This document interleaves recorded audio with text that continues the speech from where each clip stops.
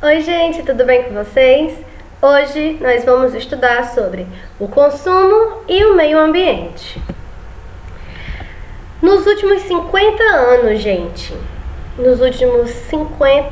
meio século, houve um grande aumento, ou seja, uma intensa exploração dos recursos naturais existentes no planeta, certo? No Brasil e no mundo, cada vez mais essa exploração foi aumentando. Por exemplo, de 1900 a 2010, ou seja, 110 anos, a captação de água no mundo aumentou aproximadamente 630%. Professora, se é por cento, como é que aumentou 630%? Ou seja, mais do que 100%. Não era para 100% ser o máximo? Isso é uma questão matemática. Por exemplo, pensa comigo. Se o consumo de água por mês, digamos que é 1.000 litros, certo? Um valor hipotético. E você, a partir do outro mês, você consome 2.000, ou seja, 1.000 litros não era 100%? Então, houve um aumento de 100%.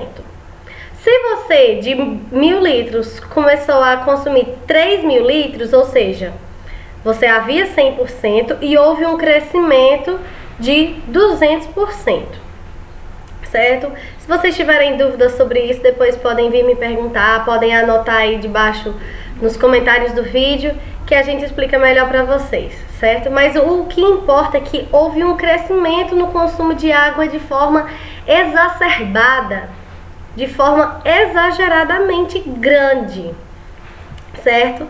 A cada ano, uma área de floresta maior que o território da Costa Rica desaparece, certo? A cada ano, as florestas elas estão sendo mais desmatadas, estão sendo queimadas, estão sendo exploradas. O consumo de petróleo de 1965 aos dias atuais e a emissão do CO2, gente, que é o gás carbônico, o dióxido de carbono, quase triplicaram, ou seja, 3 vezes mais nas últimas 5 décadas, ou seja, nos últimos 50 anos. E o consumo de petróleo, ou seja, é uma consequência. Se houve um aumento no consumo de petróleo, o petróleo é o principal combustível utilizado, a gasolina, o etanol, o diesel. Etanol não, o etanol é álcool. O diesel e a gasolina, gente. Então, o que acontece? A emissão de CO2, né? A queima desse combustível, ele vai poluindo a atmosfera.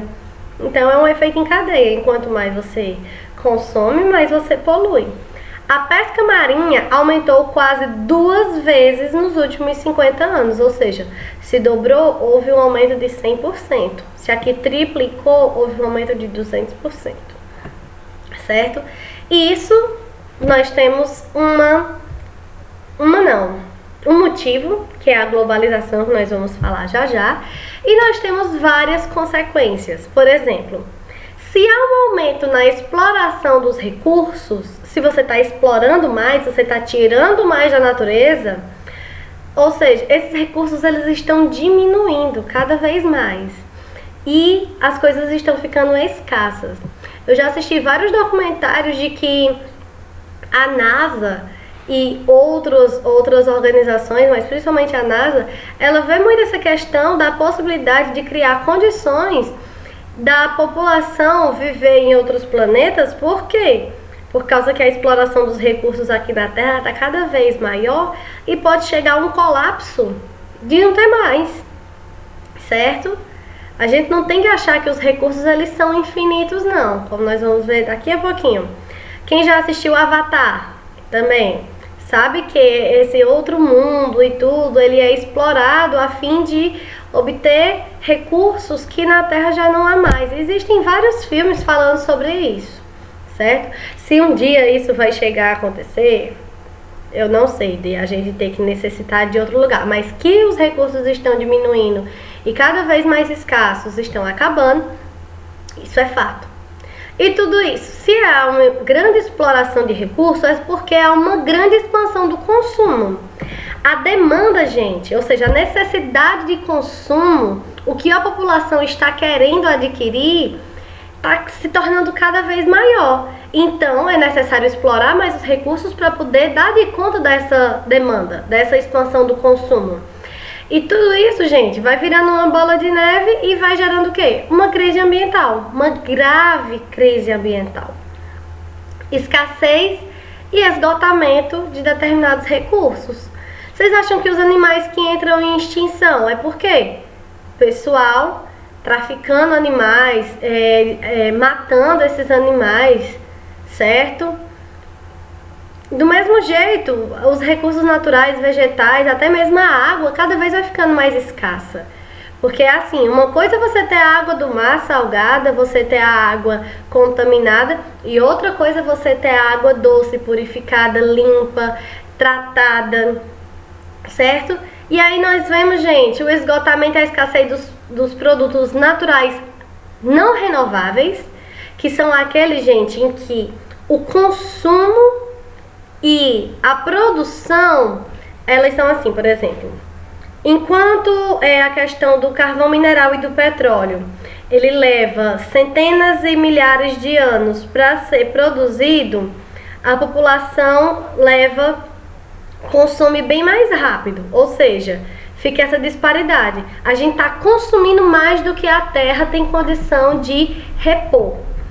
E até mesmo os produtos, os recursos naturais renováveis estão ficando escassos. Por quê? Os recursos naturais renováveis é aquele que a gente, digamos, que dá de conta. Por exemplo, a produção do etanol. O etanol é o álcool. Ele pode ser utilizado também como combustível. Ou seja, a plantação da cana-de-açúcar para a fabricação do etanol, ela não leva tanto tempo quanto o petróleo, que o petróleo é a partir dos fósseis e restos dos dinossauros, de matéria orgânica que vai se formando.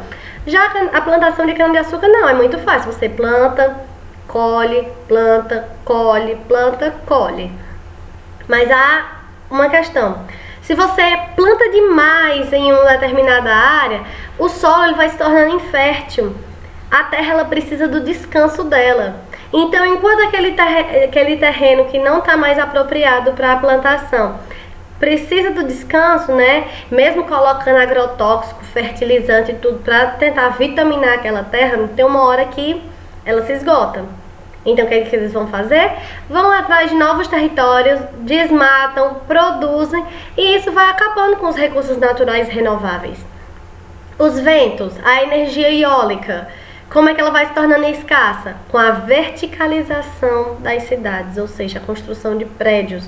Se tem prédios cada vez mais altos, como é que o vento vai circular para poder gerar energia?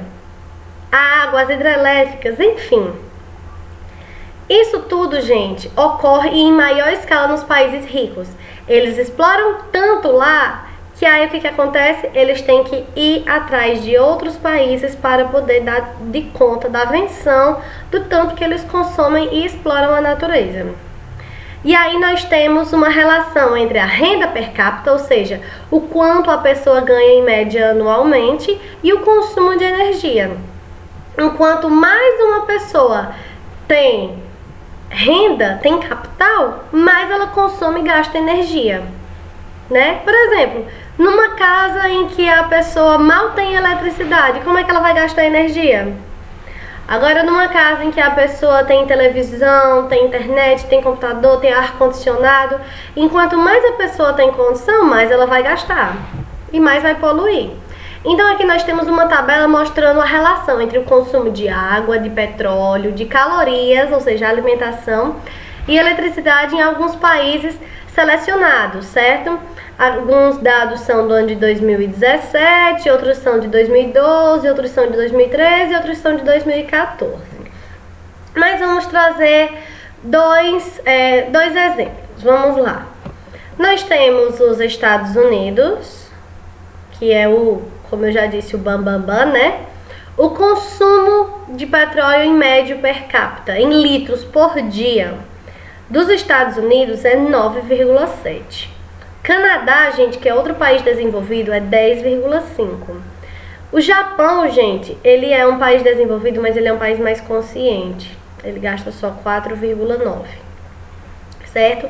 Enquanto nós temos que no Brasil, gente, o povo só gasta 2,2. Por quê? Por exemplo, enquanto os Estados Unidos ele tem uma condição de ter 1, 2 carros, aqueles carrão que consomem um monte de gasolina, o brasileiro opta pelo quê? Pela motinha, pela rondinha, sem querer fazer propaganda, não fazendo, mas é a mais básica, a mais comum, né? A gente anda de moto para poder ser mais econômico. Na Índia, gente, é só 0,5. Bangladesh é 0,1 litro, ou seja, 100 ml. Enquanto isso, vamos lá, na água. Eles consomem mais gasolina e consomem mais água. Imagina o tanto de piscina que eles não têm para encher. Vamos pensar comigo? Enquanto no Brasil, ó, é bem menos, 370. E se a gente for olhar na Argélia, que é um país subdesenvolvido, ou então em Bangladesh, 231 apenas. Às vezes não é nem porque eles não têm piscina para encher, não. É porque não têm acesso à água. Não é porque eles não necessitem, não. É porque eles não têm acesso à água. Enquanto aqui, ó, eles ficam jogando água pelos ares, digamos assim. As calorias, ou seja, o consumo médio per capita em calorias por dia. Enquanto no Canadá, Estados Unidos, Austrália, Japão, até a Alemanha aqui, né, são países desenvolvidos, eles passam de 3.000. Só no Japão que é 2.000, porque, como eu já disse, o Japão, ele tem uns costumes diferentes, né, dos países ocidentais. Mas a partir daqui, ó, Brasil até que tá na média, mas aí vamos olhar aqui, por exemplo, no Bangladesh, só 2.450. Então, tem menos condição, gasta menos gasolina, consome menos água e se alimenta pior. E a eletricidade e o consumo também, nós observamos que esses países desenvolvidos que estão aqui no topo, né, ó, de 15.500 kWh, né, o consumo em média per capita, aqui em Bangladesh, que é o outro extremo, só 310. Ou seja, tudo isso é uma rede, é uma cadeia, tá tudo interligado. O consumismo, gente, ele é uma crescente, ele traz a questão da crescente expansão do consumo, ou seja, a necessidade de gastar, de comprar, de consumir, de adquirir. É uma característica marcante da sociedade contemporânea e globalizada. O tanto, gente, de incentivo ao consumo que a gente tem. Todo dia tem um produto novo sendo lançado no mercado. Você compra um celular top, por exemplo, até o dia desse o iPhone 7, aí já teve o iPhone 8, aí já teve o iPhone XE, o SE, quer dizer, XR, aí o 11, aí não parou só no 11, tem o 11 Pro, aí quando o povo acha, não, pronto, eu tô no mais top, aí tem o 11 Pro Max, computador, televisão, a moda, gente. Antigamente o pessoal usava calça boca de sino, aquela calça que embaixo era mais larga, cintura alta. Aí o que aconteceu? Quando foi lá final do século 20, né, 1990, 80, por aí assim, o povo bota aquela calça Saint-Tropez, aquela calça bem baixa, acabou com a cintura das mulheres, os quadril das mulheres, tudinho, e a calça justa. Agora nós temos o que de novo? Calça rasgada, igual o movimento hippie. Agora não é mais boca de sino, eles mudaram o nome, gente, é flare, tá certo? É calça flare. É a mesma coisa, só que eles vão sempre mudando para que você sempre descarte e queira um novo. Aí quando todo mundo tem aquilo, aí eles descartam e criam uma nova tendência. E assim vai. E os bestas, fica tudo assim, ó, babando. Há necessidade de consumir os produtos e serviços essenciais. Ou seja, a gente precisa consumir, né, serviços essenciais como educação, saúde, lazer, moradia, alimentação, vestimenta, certo? Tudo isso são necessidades básicas. Mas a questão do consumo exagerado de forma que não seja consciente é onde está o problema. É isso que o capitalismo quer, é isso que a globalização quer.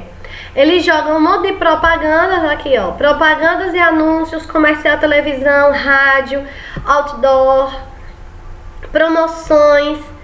Gente, tem a famosa Black Friday. Muitas vezes, gente, o produto tá num determinado preço. Digamos, você vai comprar um produto por R$ 900. Aí ele vai lá e ele disse que aí um pouquinho antes da Black Friday ele vai lá e aumenta o produto para 1.200. E depois ele coloca para você comprar pelos mesmos, coloca lá 1.200 traço 900. Aí você diz, eita, eu tô ganhando R$ 300 de desconto. O preço em determinadas épocas, se você ficar analisando, ele tá mais baixo. Isso é tudo uma forma de manipular a gente, certo? É uma venda que eles colocam, certo? E até mesmo as redes sociais nos bombardeiam com isso. Quem já prestou atenção? Se você procurar uma coisa na internet, um produto, no Google, quando você entra no Instagram, entra no Facebook, entra no e-mail, já aparece aquelas propagandazinhas. Aparece entre os seus stories lá patrocinada, aparece propaganda daquilo que você está procurando. Você tá olhando o feed e do mesmo jeito. Tudo isso, gente, eles estão, ó, é a cooperação, é a máfiazinha lá por trás. A propaganda e o consumismo. Vamos lá, como eu estava dizendo, essas propagandas, esses anúncios publicitários, eles são instrumentos maléficos de incentivo ao consumo e ao consumismo, né? E o consumismo, gente, é uma ação, é esse desejo de comprar de maneira exagerada e sem necessidade. Existe o consumo, ou seja, a gente tem que consumir, a gente tem que comer, a gente tem que se vestir, a gente tem que estudar, comprar material escolar, esse é o consumo. Agora, o consumismo é aquele que já é de coisas sem necessidade. Existe uma diferença entre eu quero isso e eu preciso disso. Por exemplo, você tem um tênis, aí passa uma propaganda na televisão dizendo que aquele outro tênis, ele é melhor, ele é mais leve, é mais confortável, ele faz com que você corra mais rápido, blá blá blá. Aí você diz, eu quero, eu preciso disso. Você precisa? Você não já tem um tênis que tá bom? Então você não precisa, você quer. Aí são duas coisas diferentes. Mas a propaganda, ele já faz justamente com que você ache que aquilo é necessário. Ele persuade, ele fica persuadindo a nossa cabeça, fazendo com que a gente acredite que aquilo é necessário, sim. Você precisa porque você precisa, mas você não precisa, você quer. Precisar mesmo, gente, a gente precisa de Deus, a gente precisa comer, a gente precisa da nossa família. E aí, assim, até mesmo sozinho, a gente consegue sobreviver com a ajuda de Deus. Mas enfim, vamos continuar. Facilidades pela abertura de creditários, ou seja, os bancos, hoje em dia, principalmente no tempo do governo do PT no passado, foi feita uma grande abertura de crédito, os crediários, os creditários, para que as pessoas, a população pobre, conseguisse crédito, cartão de crédito, para aumentar o poder de consumo, certo? O poder de aquisição da população. Mas isso é bom? Para quem é organizado, é sim. Mas para quem não é, acaba se dando muito mal. Por quê? O pessoal aumentou o crédito, mas acabou se tornando endividado. Então isso complicou. Isso é um efeito em cadeia. Isso vai aumentando aos poucos, esse problema. Certo? E, por exemplo, os bancos, eles não gostam daquele cliente que, por exemplo, sempre paga a sua fatura em dias. Ele gosta daquele que atrasa, daquele que é irresponsável, ou daquele que compra mais daquilo que pode pagar. Então ele gosta mais desse por quê? Porque é onde gera os juros. E o banco, ele se lucra disso, da multa, dos juros que vem pelo atraso. E de outra forma, do consumismo, nós temos o consumo consciente. Por quê? As propagandas, elas vêm com essa ilusão de imagens lindas, pessoas bonitas, sempre ficando felizes em comprar. Como se aquilo ali não fosse depois sair do seu bolso. E muitas vezes tem gente que deixa de comer, deixa de botar os filhos numa escola decente pra ficar consumindo besteira. Certo? Quando não é droga, quando não é essas pessoas que acabam entrando em outros vícios. Mas aí já é outra questão. A propaganda, ela tem como objetivo despertar no consumidor o desejo por determinado produto. Por isso que, gente, uma propaganda tem que ser algo muito bem pensado. Tem que ser uma coisa que atraia mesmo o consumidor. A gente mesmo é pego por essas propagandas o tempo todo. E muitas vezes recorrendo à emoção, recorrendo à felicidade, à euforia, certo? Que você vai ter um sentimento, gente, que você tá triste, você foi lá e comprou alguma coisa, gastou dinheiro, você fica feliz. Eles tentam criar em nós essa necessidade de comprar, que não é necessidade, é só coisas supérfluas. Nós temos, gente, aqui alguns exemplos de atitudes de um consumidor consciente. Vamos lá. Primeiro, está atento à composição dos alimentos para ter uma alimentação saudável. Tem gente que compra, não olha nem de que é feito, quantas calorias tem, quanto de sódio, e acaba só comprando. Se o alimento contém conservantes, corantes e aditivos, essas informações podem ser encontradas na embalagem dos produtos. Ou seja, você vai estar consciente daquilo que você está ingerindo e você pode optar por uma opção mais saudável. Estar consciente dos motivos que impulsionam a compra. Eu quero ou eu preciso? Para isso, analise os produtos, se os produtos adquiridos foram escolhidos por necessidade, desejo ou publicidade. Às vezes o valor unitário do produto é o mesmo que o da suposta promoção. Foi aquilo que eu falei da Black Friday. Eles colocam como uma suposta promoção, mas na verdade é o valor normal. Demonstrar que existe relação entre se comprar e o que se consome. Adotar a postura crítica com relação aos produtos que possam contaminar o meio ambiente.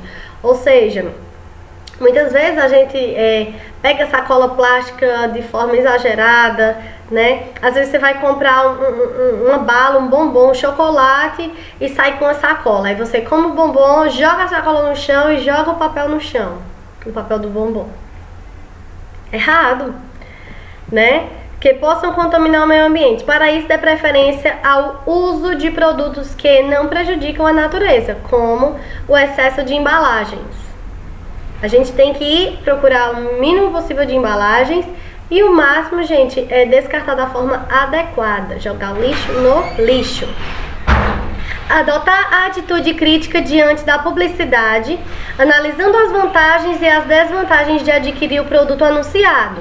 Ou seja, realmente tem vantagem ou é só publicidade? Para isso, avalie se a propaganda é enganosa e fique atento à data de validade do produto. Às vezes, os estabelecimentos diminuem o preço do produto que estão perto do vencimento. Ou seja, se realmente está uma promoção, você sabe qual é o valor normal, você tem que prestar atenção e olhar a data de validade. Por quê? Às vezes eles baixam porque aquilo ali está perto de vencer e ele quer se desfazer do estoque antigo para chegar um novo. Então você fique atento. Vai comprar um produto mais barato que está perto de vencer? Tem que consumir até antes da data de validade. Certo? E agora, trazendo um conhecimento extra para vocês, nós vamos entender um pouco sobre o que é a pegada ecológica. Como forma de quantificar o consumo humano relacionado aos recursos naturais da Terra, os pesquisadores canadenses William Rees e Matthew Walker-Nedell criaram em 1990 a pegada ecológica. E o que é isso? De modo resumido, esse conceito de pegada ecológica indica quantos hectares, ou seja, a extensão territorial de produtos na superfície terrestre seriam necessários para recompor os recursos gastos por um indivíduo, considerando o seu padrão de consumo. Por exemplo, a pegada ecológica ideal é 1,8 hectares. A pegada da humanidade, a média mundial, é 2,7, ou seja, ele deixa uma marca maior. A pegada de um estadunidense é 8,4, gente, é 7 vezes mais, certo? É muito grande a pegada. Há uma destruição, uma devastação na natureza muito grande para poder dar de conta do consumo. De um brasileiro é 3,1. Até que não tá maior do que a mundial e tá maior do que a ideal, mas não chega perto do estadunidense. Enquanto a pegada de um serra leonense é 1,2 hectares, ou seja, ele está abaixo da pegada ecológica ideal. Ou seja, eles muitas vezes precariedade, não tem nem como consumir nem o ideal. Como é que a gente reduz a nossa pegada ecológica? A gente economizando água e energia, praticando de forma consciente. Uma cidadania consciente, ou seja, adotar hábitos ambientalmente responsáveis, ou seja, optar por formas que poluam menos o ambiente. E a questão do lixo da reciclagem, reduzir a produção de lixo e reciclar. Isso tudo a gente vai estar contribuindo para a diminuição da nossa pegada ecológica, ou seja, a marca que a gente deixa na natureza com o nosso consumo.